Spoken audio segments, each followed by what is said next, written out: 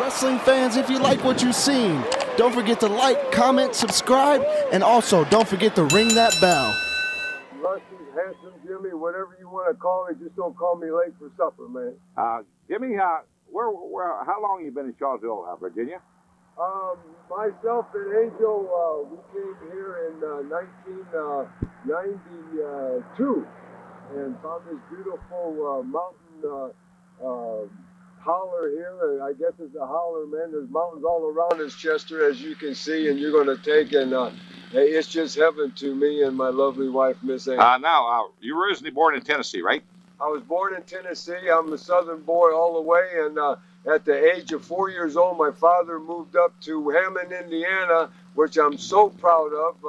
I was raised in Hammond all the way through. I went to Washington grade school there off of Holman Avenue, and then I moved to Hessville. My father and mother moved us to Hessville.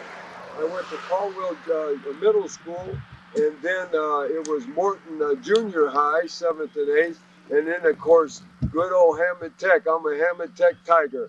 I went there for 4 years and graduated, and I'm very proud. And I know you played. You are, Chester, of Hammond Tech. And I know you played football for Hammond Tech for 4 years, and you lettered, right? Yes, lettered, and through Coach Sweet Carlson, you know, and you know, he was a great man, great coach, you know, and it gave the boys a lot of good guidance and good advice, and I'm telling you, I'm just proud to be taught under him. How'd you end up playing varsity football as a freshman?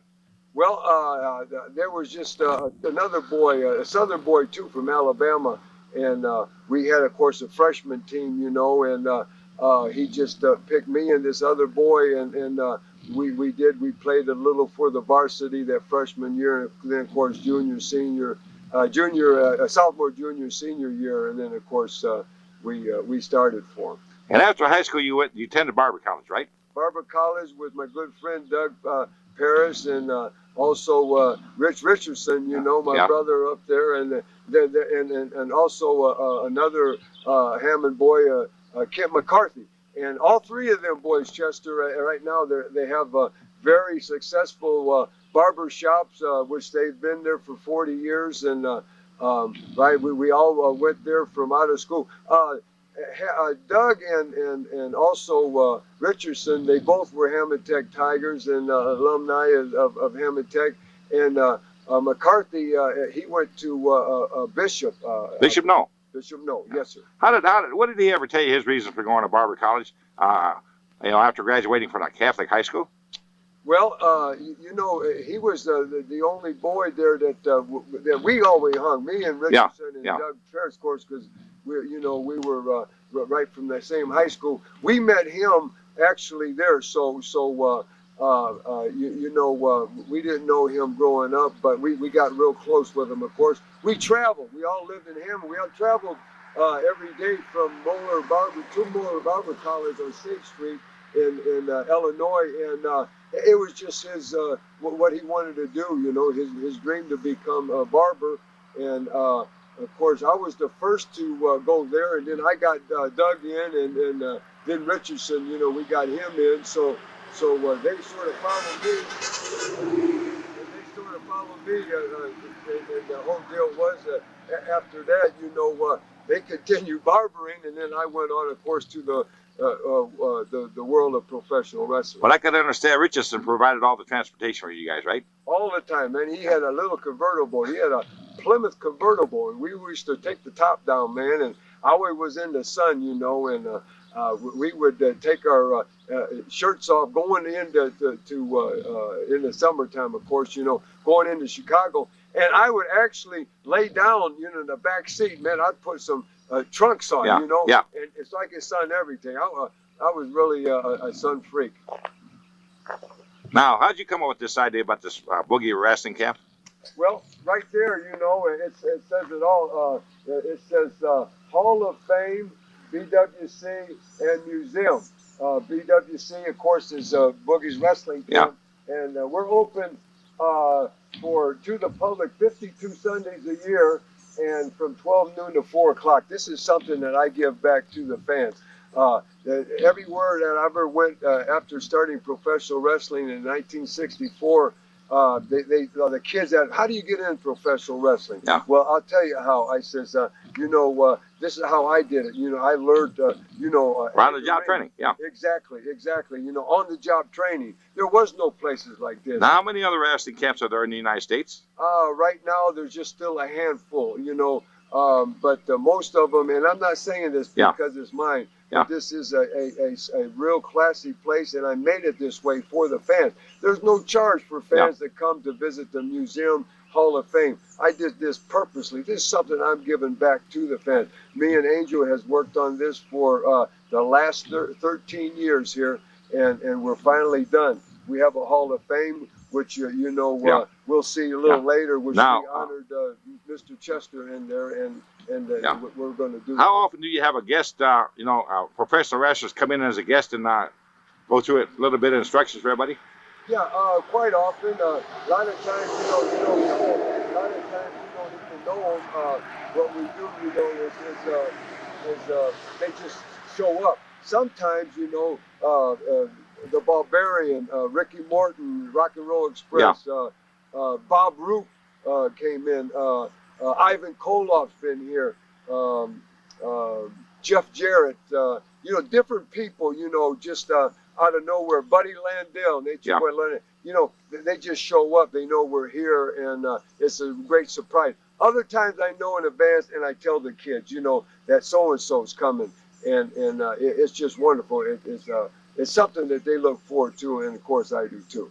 Okay, we'll go over and see your collection, transportation collection. Okay? Come, please, welcome. Thank you very much, Chester. You can zoom in, okay? Right here, see?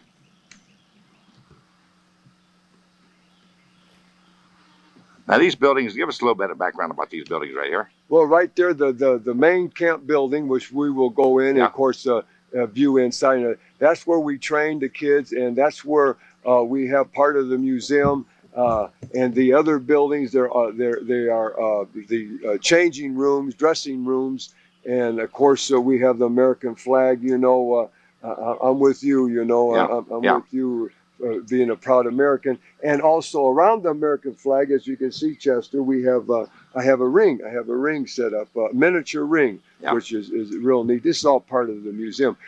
We can go on up here and talk about that now. All right, Chester, right here. This is a compound. We call it Boogie Compound. Established August 6, 1991. This is when me and Angel bought this property, a 2-acre property. Put a fence completely around it. And what we did, it was all built up. All this was built up, and we had to clear it. So I got a family of goats, and I had 4 goats here for 7 years, clearing the land and everything. And then of course I gave them to my neighbor down the road when they ate themselves out of their own job. But, that's just like a cornerstone of a building, then, right? Yes, exactly. And this is the Boogie Wagon right here. Okay. The wagon here has been in many different videos and movies that I appeared in. It's a promotional. Go ahead.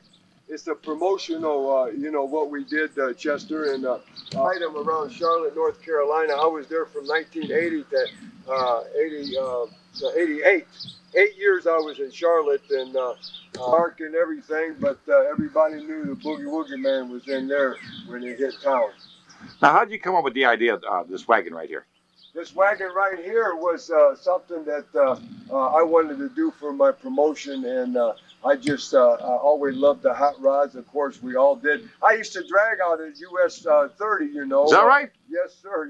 As a big Chrysler Hemis, Yeah. The 1955s, and they had, of course, the 300, and oh man, we souped them up and we put them in, different rods, man, and I was really all the way into it. And as you can see, some of my toys. This is a 1979 Ford wagon. Okay. All right, and then as we move on, it's a 1967 Scoot. This is a custom cycle and that I built, and I had 2 or 3 three-wheelers. The one I had that was very famous and it was in the movie Nashville that they did, and they made especially for the movie. And Jerry Jarrett, when I was in Memphis in 1980, says, Handsome Jimmy, you need this to ride around Memphis, and So I did. I purchased it, and I had that for I drove that for quite a few years. Now, how did you come up with your logo? BWC. Yeah. BWC, Boogie's wrestling camp. It's just something that you know we just figured out. You could either call it a school or a university. Yeah. Or How did you come up with the name Boogie Woogie? Boogie Woogie. Boogie Woogie was born in I started wrestling in 1964, as I said before, and I was Handsome Jimmy from in the 60s and 70s, and then in the 80s and 90s, 2000, I changed my name to Boogie Woogie Man. Boogie Limo, a 1974 Caddy. It's a 6-door stretch. This is the actual limousine that me and Johnny Valiant, the Valiant brothers, had in New York when we had our WWWF. We were world tag team champions, and we took this all around New York City and wherever we would appear. Now, how did you come up with the idea about the tag team? Tag team was something that Dick the Bruiser and Bobby Heenan put together. Bobby Heenan was trying to get out of Indianapolis, going on to go to Vern Gagne, AWA, and they had to replace him with another person. And he says, just bring in a brother for Jimmy, and which they did. They brought in Johnny Sullivan. How'd they find John Sullivan? John Sullivan, me and Bobby really discovered him. He was up in Canada, up in London, Ontario. We wrestled up there for the Bear Man, and he was up there wrestling in the weekend on the summer tour, and we just remembered him, and then we brought him in when the time was right.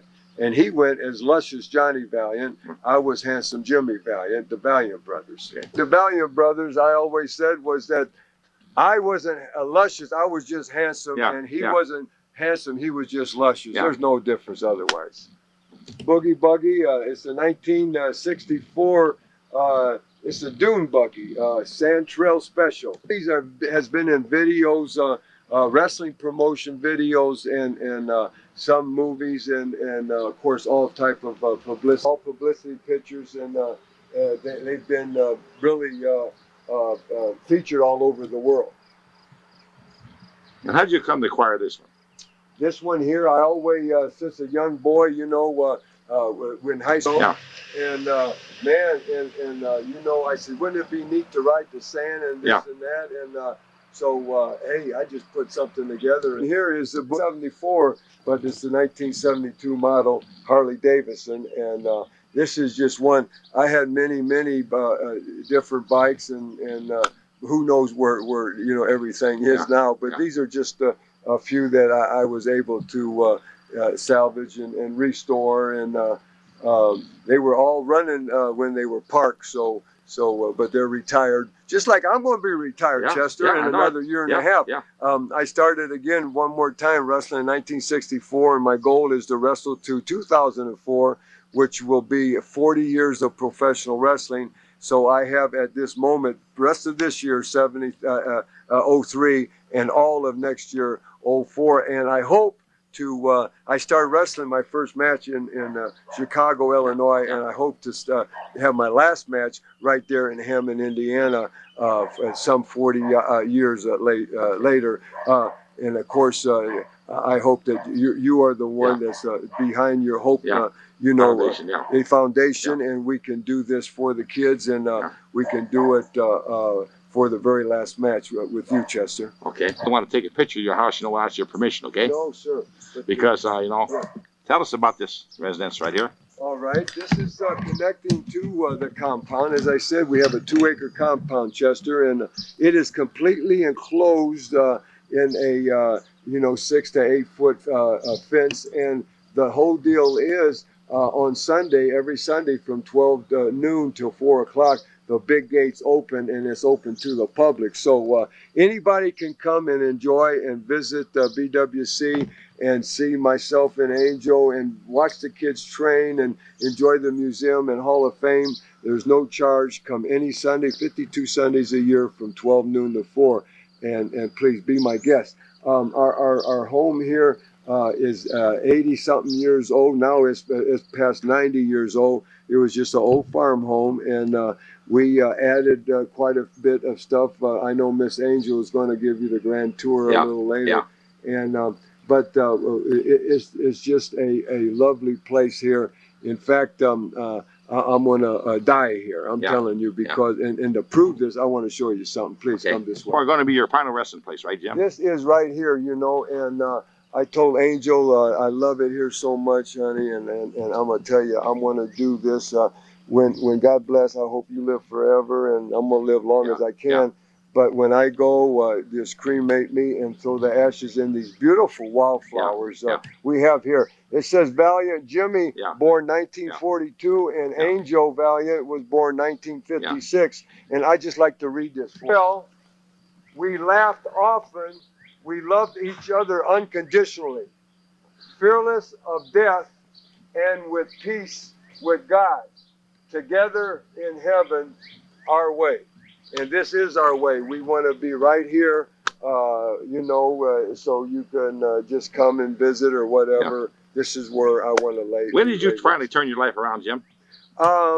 You know, I started, of course, being in a Christian home my whole life with my lovely wife, my lovely mother, I'm sorry, and my 4 sisters. And I went on, you know, I'm writing a book, Chester, and all this is going to be out in it. But I lived a pretty rough life on the road, and burnt the candle each end, you know, many times, and almost died so many different times on different whatever. And my book will explain everything about it.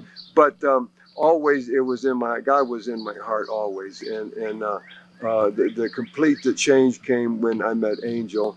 And we are vegetarians, we're Christians, and we're just trying to live the best life that we can after all the abuse that I did for myself, you know. Well, there's 2 sayings in life, Jim. When everything else fails, return back to basics. Yes. And trust in God, okay? Exactly, yes, sir. So that's the 2 basic God bless.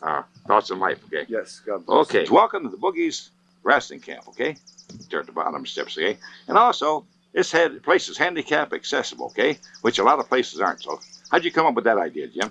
Well, of course, I want to be, you know, different people, different fans, different people. I want to try to have everybody come here and make them as comfortable as we can. And I hope, Chester, that Angel and myself made your stay and visit. Oh, you did. And, you did. We could relate to that. Like I said, I want to say to Cliff, God bless you, Cliff. You know, he was supposed to come with you. I know he had a setback, so yes, God bless you. And he told me, he called me last night, and he said, you know, and he tried to call you. I told him where you were, and he said, Jimmy, I'm coming. It's maybe a few weeks, and or I will be the next tour. I'll come with back with Chester. So, one thing about it, what ages do you recommend starting the kids out at your wrestling camp?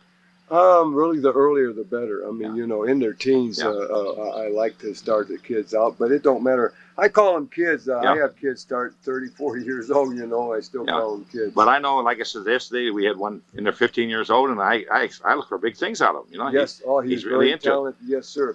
Very talented kid, you know, and I'll tell you, you know, he's just right down here, the next town over, Elliston, you know. He's a great kid. And how many ladies have you got involved in wrestling camp? We usually have a couple a year, you know. The majority is men and boys, but we always have 2, 3, you know, come every year. Each class, September, we graduate them. So it's a 1-year camp, right? 1-year camp, but they can continue once they join BWC and become part of you know, their family, our family, and their family for life. Just a little story about that. This is Mickey Mouse, you know, a good friend of ours in Tennessee. They sent that. In fact, they brought it all the way from Tennessee, and Angel painted it up. It was in bad shape, and I put a plaque on there, you know, who donated. So your wife went ahead and restored it, right? She restored it, just like the bench down here. Mario is a good friend of mine, an old-time wrestler, and they do stuff for us, you know, to help out the camp. And he just donated the bench, and so I put a little plaque on there for that, you know. Yeah. She's just a wrestling fan, and Yeah. Uncle Tom, Yeah. and their son, and so their names on there. Frankie's their boy's name. Okay. This here is A&B Farm. It says, "Do not feed the animals." Yeah. This is where I had my goats family living, and I, of course, have to pin them up every Sunday while we train the boys. But now, since I have no more live animals, I got the little farm animals for the kids that come and enjoy. And if you go way back in there, can you see way back? Yeah. Now you can see who it is. And Hulk Hogan. Hulk Hogan. Yeah. Do not feed the animals. So actually, you consider Hulk Hogan an animal. Huh? What's your favorite memories of Hulk Hogan? Hogan, you know, I was there the day he started, and just like Ric Flair, and I helped train these guys. And he came into Memphis, Tennessee, like 1980, and I was there wrestling, and he came in on a bus, you know, a Greyhound. Didn't have a dime. Yeah. Jerry Jarrett loaned him $1,000 to buy a car to make his shots, and then he took $100 a week out of his pay until that was paid, 10 weeks, and now he's a multi-millionaire. Well, you know, the first time I recollect Hulk Hogan, he was on local Channel 26 out of Chicago. He was wrestling there, and studio wrestling. Okay? Yes, exactly. Okay. All right, the side here is different. I'm really into old farm stuff. You know, we have some collars, mule collars, harnesses, and bridles and saddles, and I collect just old, you know, farm tools and license plates, and I just put that on here. Right here is where I actually fed the goats. Right here, I had water here. Actually, it was a working little farm here. How'd you come up with this idea about feeding the goats this way?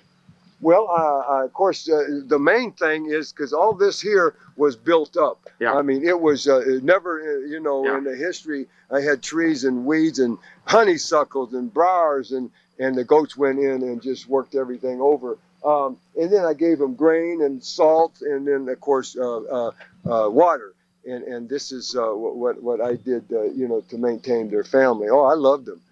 They used to call me Goat Man. They'd see me coming, Chester, and they'd say, "Boogie."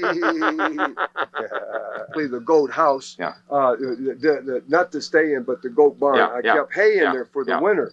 And over here, of course, is the chicken hens, and now I just got our little mascot there. And right there, Chester, of course, is the silo. You know, I made it look like a little fan, but I used to keep my hay in there. Right there, there's an old barber shop. Yeah, there's a picture of Hank Williams and Roy Rogers in there. Huh? Yes, big country western and country music fan.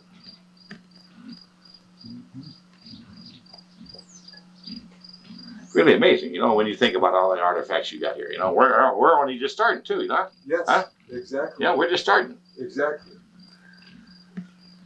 There's the old Radio Flower magazine logo there. Boy, don't that bring back? Yeah, it sure does. It sure did. We all had them, didn't we? Yeah, we sure did. In Indiana. Now Hershey. Now, do you remember Hershey ice cream? Yeah. All right. Yeah, that was old time. Yeah. Old time. Now, you envision ever designing the Boogie Woogie doll?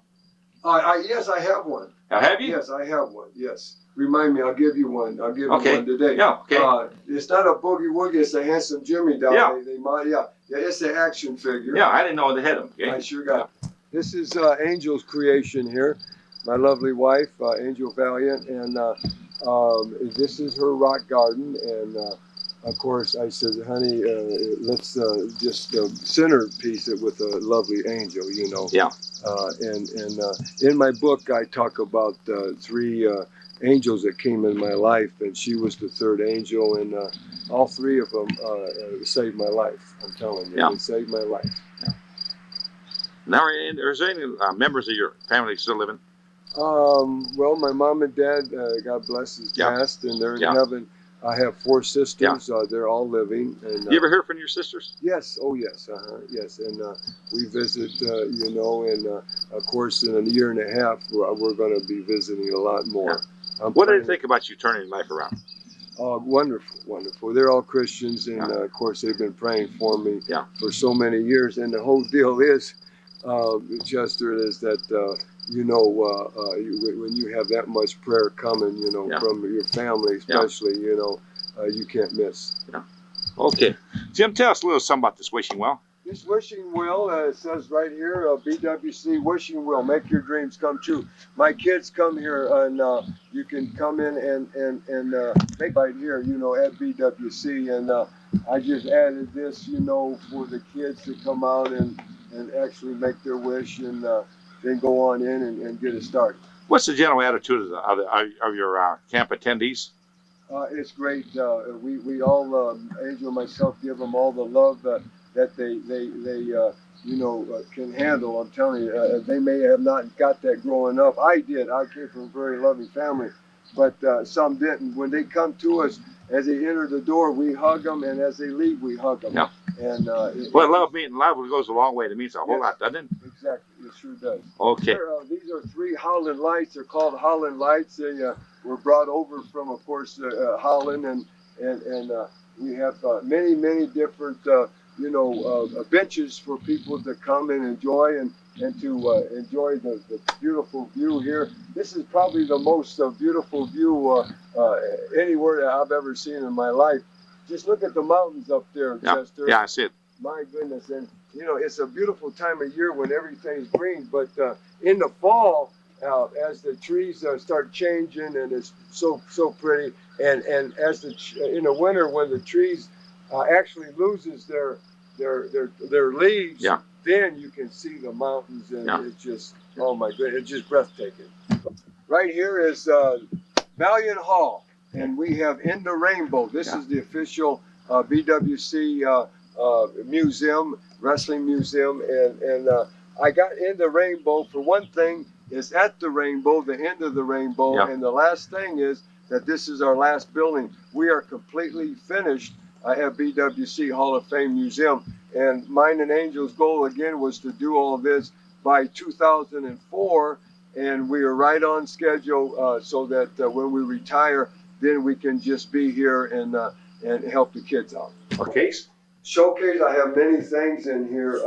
You know, different, I have a game. They just came out with a new game. I got the tennis shoes here. It says Boogie shoes on it. And of course, the American hat and American pants I wore, and also the crown that I was presented, you know. How'd you come about being presented with that crown? The crown was Jerry Lawler's, and I was the king of Memphis 1 year when he broke his leg, and they brought me in to be the king of Memphis, and he presented me with the crown, and I took the reign for over a year, actually, until we have our wrestling boots, and this is just a little display we have here. In the main camp building, we have much larger stuff, but very proud of, you know, this right here. Of course, a very special day, you know. It was Wednesday, November the 27th, 2002. And of course, yours truly, Mr. Chester, you know, he was very kind. And we did, I was proud to be part of the annual tribute luncheon at Hammond Maywood Civic Center. And my lovely family, all 3 daughters and my son came in together, and of course Rich Richardson and Doug Paris, and you know, they were all involved with Hugh Chester to help make this, and their tickets were a plug, you know, the Barbison and my brother, and of course Doug Paris out in Hessville. But this is some pictures of that day, you know. And how'd you feel being honored by your hometown? So pleased, so pleased. You know, very few people are being honored by their hometown. Yes. And that's one purpose of the tribute lunches, you know, to start being honored, you know, start honoring different people from the community, you know. So. Yes, sir. You know, and again, I got to thank you for all this, and not only that, for the Hammond Tech Society, and of course, here's a lovely. And that was designed by alumni of Hammond Tech. Yes. Bill Harrigan, okay. Bill, Mr. Bill, he's a great guy. He runs a business on Conkey Street, and then they design plaques like that. And that's got to be one of the most elaborate plaques you've got in your museum. You know, it is, and I have many awards, and this is the closest one to my heart. You know, right? You know, and he does great work. Some of the finest engraving and plaques that I've ever witnessed. Yeah, his pride and dedication, his Hammond Tech pride and dedication, you know, are his finest assets of life. You know that? Yes, sir. That speaks for itself. So. Yes, sir. Right here is and also Nikolai Volkov. These are the men that started me as a young boy in 1964. And of course, they sent me to Dick the Bruiser in Indianapolis, and I went there. How did you find Mr. Atlas? His name was Dick Atlas, but they changed it to Dick the Bruiser. How did you find his work relationship with him? He was a wonderful man. You know, he was took me under his wing. I was a young kid, Yeah. you know, and he just you know, boosted shot me to stardom, which you know, I'm very fortunate to be. Well, he was responsible for drawing many semi-crowds.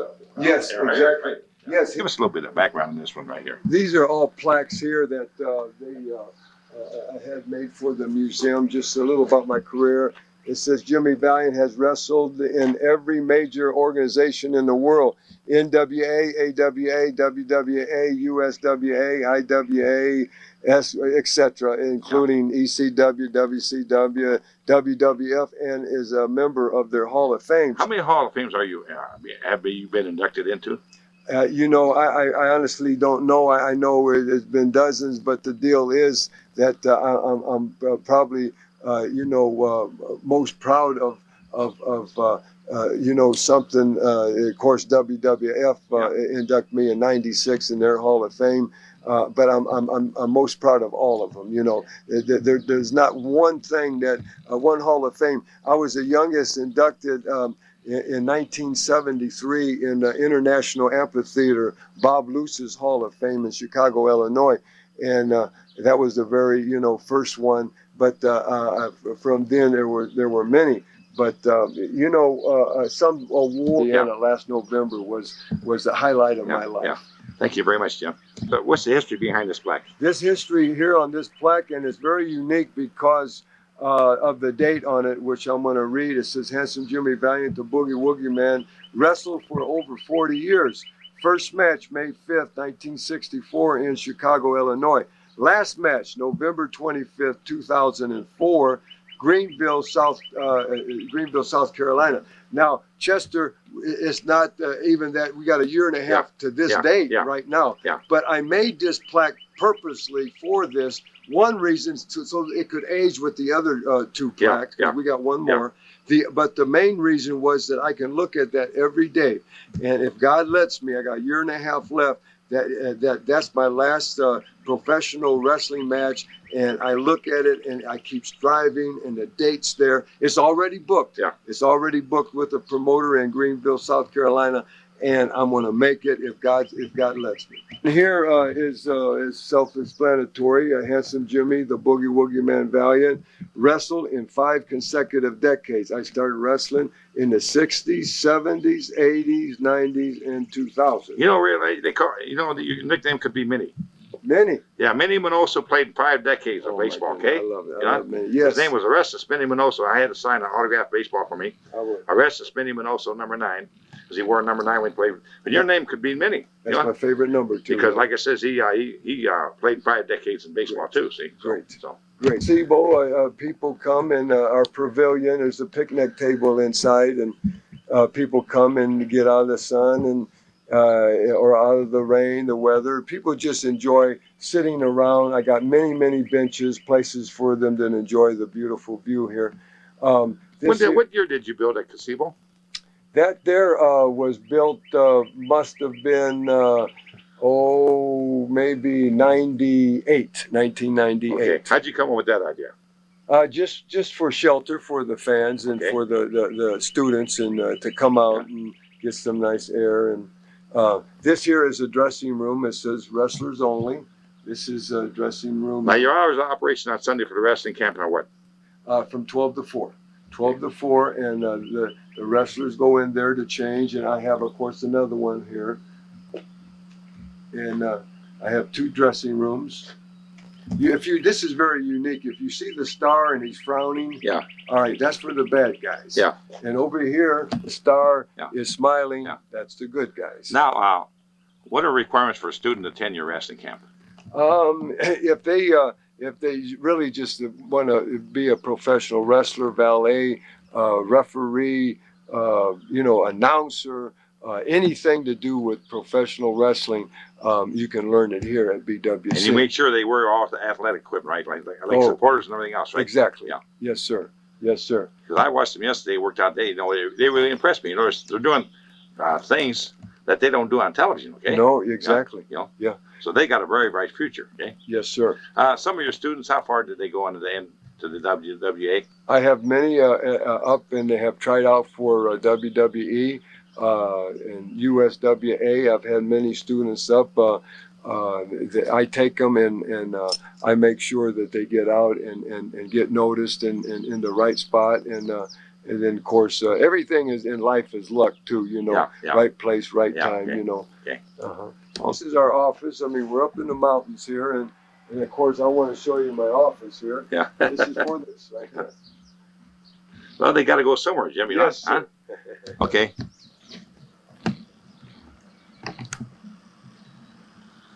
Okay, go ahead and tell us about the All sign, right, Jim. there's a sign right here, right on front here, Chester, and it reads, dedicated to our BWC instructors. Okay. They all came to a fork in the road and took the one less traveled. Each one of my instructors, which I and Angel handpicked, their names up here, they helped me teach the kids. Each one of these kids has came through the BWC system. Met Kamikaze yesterday. Kamikaze Kid, Extreme Highway, Shooter Street, Cooley Drive, Bruiser Boulevard. I named a kid named after Bruiser. Yeah. They pick their own names, or if they can't, I help them with the name, or we all get together and we help them with the name. Just like, my name, you got to have a couple names, Handsome Jimmy Valiant. Yeah, you got to reinvent Boogie yourself. Woogie Man, Yeah, you got to reinvent yourself. Exactly, exactly. For the fans, tell her about it. All right, come over here. In the 80s, from New York City, the boy from New York City, I came out to Manhattan Transfer, which you have a cassette CD, yes, sir. And it says, the boy from New York City's famous theme song. This is a Statue of Liberty we had brought in, and just something because I was, of course, billed from New York City. Our main camp building right here. Over here, the plaque on your left, it says BWC, established September 6, 1992. That's the day that the building was open. And there's your cornerstone, then, right? Okay. Yes. And there's the door. We'll be soon going in there. And see the facility where Jim has his wrestling school, okay? And right in front of us is our friend Jim Demetis. Okay, Jim, how are you? How you doing? How you doing, Mr. Chester? All right. Welcome, BWC, sir. Yeah. Yes. Give us a little indication what's in that corner right there. Right there, as you look up high, we have a showcase, and that's the different streetwear that we took and that I wore on the street. You see the Slick 50. My daughters, Robin, Rhonda, and Dana, bought that for my 50th birthday, and I wore that quite a few years, and then I have it on display there. There's the boots, says Jimmy on it. It's the cowboy, red and white cowboy boots, and different streetwear. And if you see that satchel there, Jerry the King Lawler drew a picture of me and Angel on it. And of course, the tennies I wore a lot of high top, tennies, and them are boogie shoes. And how'd you come up with that? How did you come up with the style of boots you wore in the ring? They're just standard boots, lace up, which we have boots here for the kids to purchase. Here at BWC, we have tights and singlets and trunks and boots and mask and anything that you want to prepare yourself for professional wrestling. Now, how long does a pair of boots last you? Well, if you take care of them, Chester, it's like anything else, they can last a lifetime. In 1980 was the last time I bought boots, and I bought 6 pair, and of course I change every, few days or every week, or if I go on the road, I just take 1 pair of boots, but the thing is that I change the next week. And the whole deal is that you have to keep the soles up, just like your shoes. If the heel runs down or the sole runs down, and before it gets into the leather itself, because we have flat crepe sole. There's no soles on wrestling boots, before it goes wears into the leather, then you have to take them to a shoe a repair place, and they'll take that off and put you a new crepe sole on there. Then that boot will last for, well, since 80, I'm still wearing them. So I'm wearing these boots for 23 years. How are your boots lined?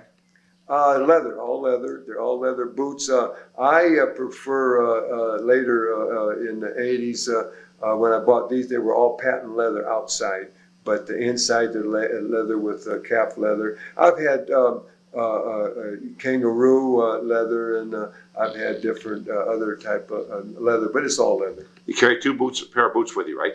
No, one pair. If I go on the road, when you go on the road, for a week at a time, you have to carry be real light, of course. But then the following week, I changed. That's how them boots lasted so long, 6 pair for 23 years. But before that, I mean, I probably went through probably a dozen pair in 40 years. Best, Jim, what do you continue to tell us about this?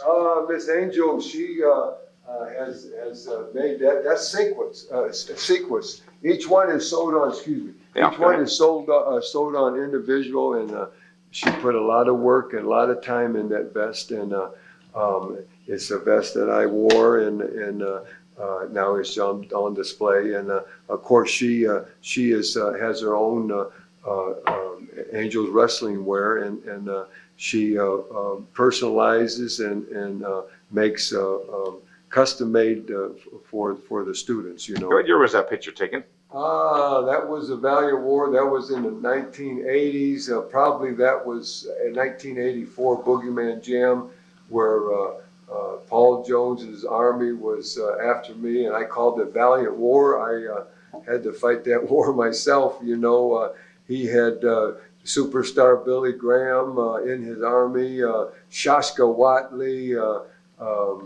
He had the Big Barbarian. He had the Butcher. Abdullah the Butcher in his army. He had oh my goodness, Roski, Baron von Roski, exactly. And all these guys. Yeah, all these guys. He was sicking on me. And I was one gang. I was a one-man gang, I tell you. Now, what's the story on these copper boots here? Yeah, what now? These copper boots? Copper boots. These were my first pair of, it's like baby shoes, They were my first pair of wrestling boots, and they're bronzed. They're bronzed, and it's part of the museum. And of course, you can see so many pictures, And if you go up way high, up there, it's a good friend of mine was an artist, and he drew that, and he's one of our wrestling kids here at camp. Different boots, and inside I have an action figure of myself as a handsome Jimmy Valiant, and we have cups of me and Angel, and I have volume 1 and volume 2 of the videos, which the hat, the BWC hat, and I have a CD that I'm singing on. Angel, in fact, the next week we're taking her to South Carolina, going in studio, and she's going to cut 7 songs, so you'll be receiving one of them soon when I visit you in November. Now, right there, there's a picture of you and Angel, right? I was taken when you got married? Yes, in Tampa, Florida, in 4/6/91, and she was Angel, and she's a true angel. I tell you, she really saved my life. I'm telling you, I love her so much. The showcase? That showcase there, Chester, is streetwear again. The jacket that I wore on the street, and also inside there's a pair of boots that I bought. There's a yellow pair, patent leather, that I wore and I bought in 1980, and I retired them. And they're the yellow and black tights that I actually wore in there, and also there's hats that I wore, and this is all a ring attire. Who drew all your logos? Angel, she's an artist, and she designed and drew all the logos of everything I have. Now, what year did you start wearing a beard and long hair? 1980. Handsome Jimmy was. You reinvented yourself, right? Yes, yes. I've always been Jimmy Valiant as a professional wrestling name, but in the 60s, 70s, I was Handsome Jimmy Valiant. In the 80s, 90s, again, then I was Boogie Woogie Man, Jimmy Valiant. And the Boogie Woogie Man, I turned around, I looked, and there were so many clean-shaved, pretty boy types, you know. I mean, Ric Flair and my goodness, they were everywhere, you know. And I says, well, you know, I'm gonna change. There's no one's got long beards, you know. There's wrestlers with beards, but no one with a long beard. So I threw my razor away, and I had started a long beard, and I started boogie woogieing and dancing and hugging and kissing and coming out to the crowds, you know. And I just completely changed my whole. How did you come up with the idea about the theme song? Because of I was built from New York anyway. Manhattan Transfer had their hot new single out in the early '80s or late '70s, and it was "Boy from New York City," and it was a real catchy tune, and I just got on it, and we went with it. Background of that. This corner here is my work clothes that I retired. Of course, I told you I just completely finished the last building here. Me and Angel was finally done, and we're just going to enjoy this BWC Hall of Fame Museum with our kids and our promotion for the fans. Well, this was well, not all, but this was clothes that I wore while I was building this, actually doing it, help, you know, doing the work I can't do, of course, but I was in there helping, and you know, in fact, there's the shovel right there. We took our very first load of dirt out of, we started our BWC building, our main camp building right here. About the different classes, wrestling classes, right? Right there, started in 1993 was our first graduating class.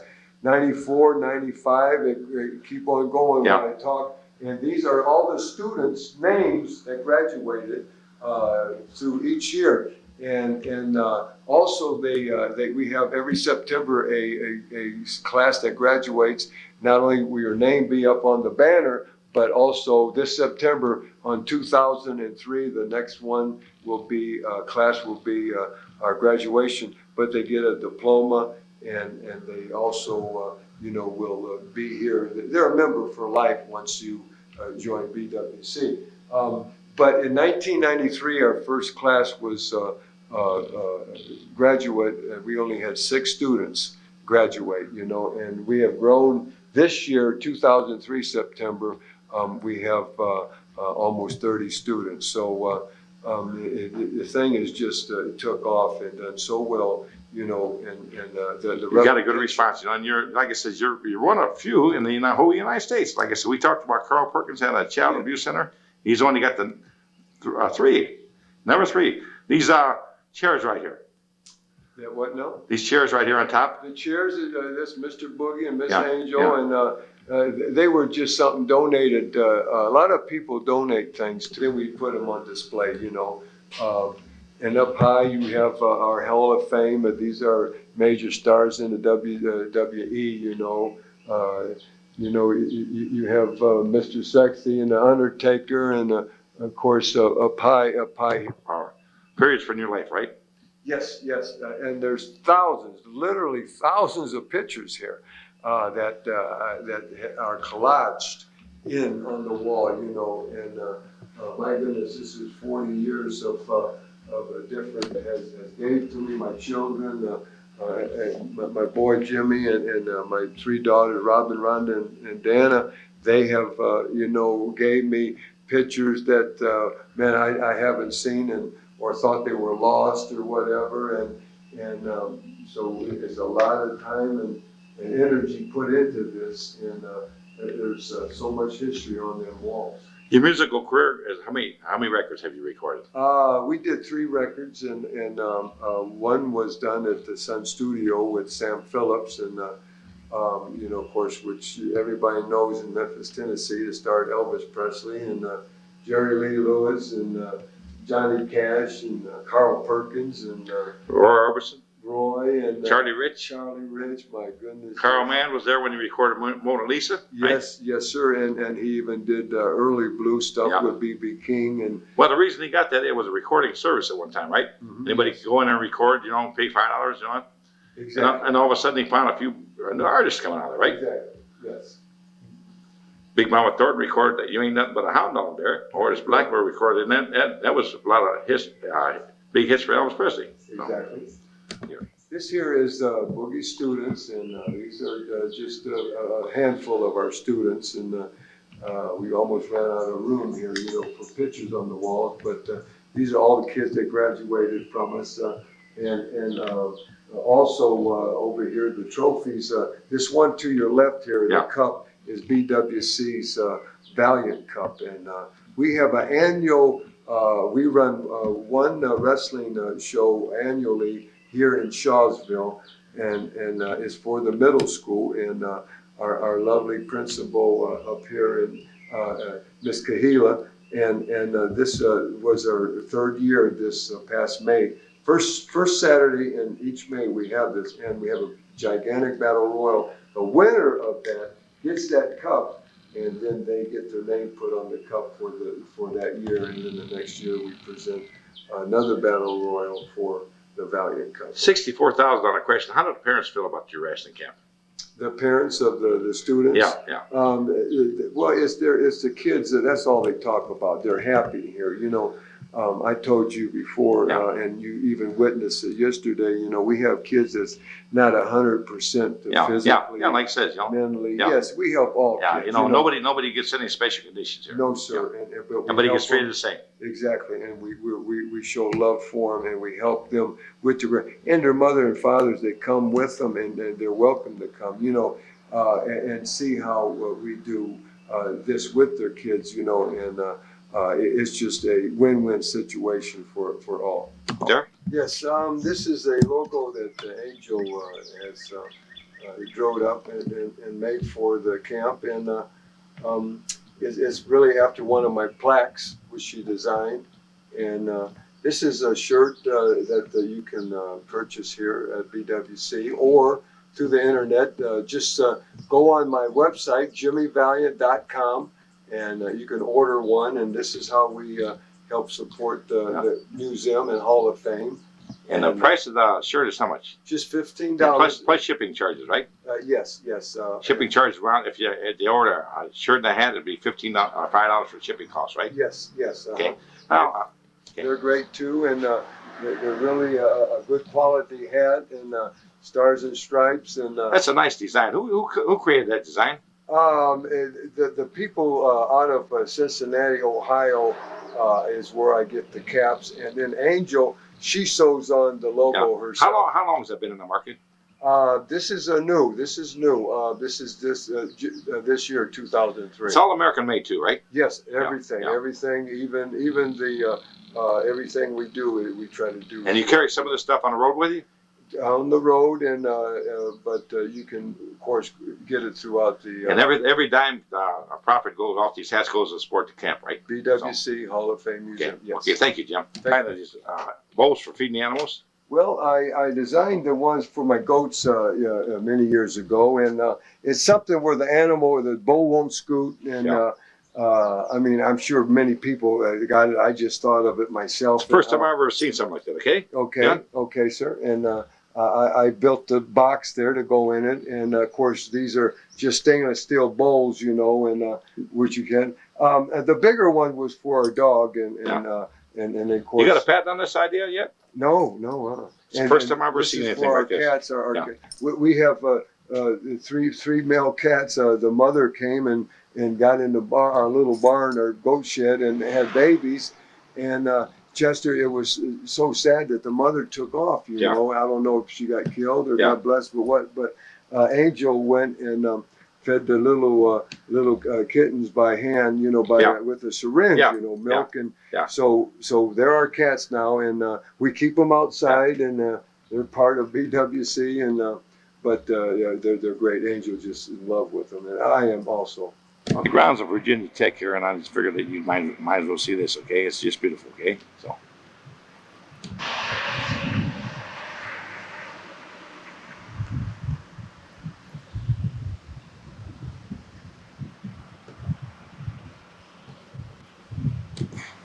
cut out shrubbery, okay? Background here.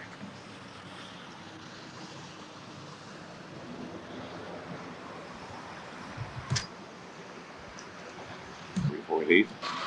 This is the largest university in the state of Virginia. And we're on the grounds of the plantation house, what they call plantation house. What was it? 1736. 36? Yeah. Boy, that old fence, you see that old fence? Yeah. Chester? Yeah. My goodness. Yeah. The grounds here. Plantation house, okay? So it's right, like it says, right on the grounds of Virginia Tech campus, okay? It's 1736 this house was built on. Beautiful. He says they probably used that for slavery camp, okay? So.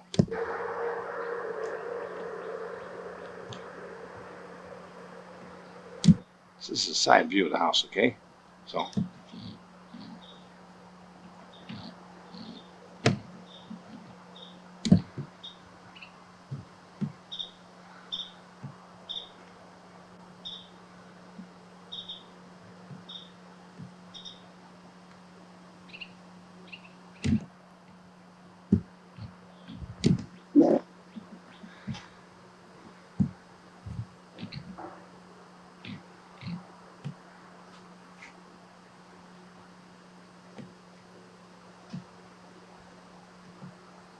Right there, see it? The hotel when it was built. Bathrooms right there, okay? So, call this a smokehouse, okay? So, inside right here. So,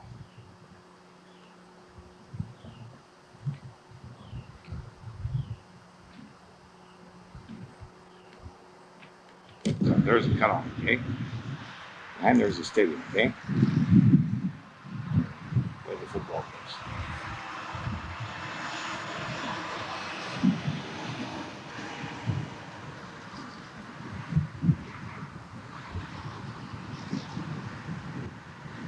Plantation houses, and we'll just come back. Okay, so home with Jimmy Valiant and Angel. Angel, how are you? I'm great. Come on in, Jeff. Okay, we sure will. Right sure. here.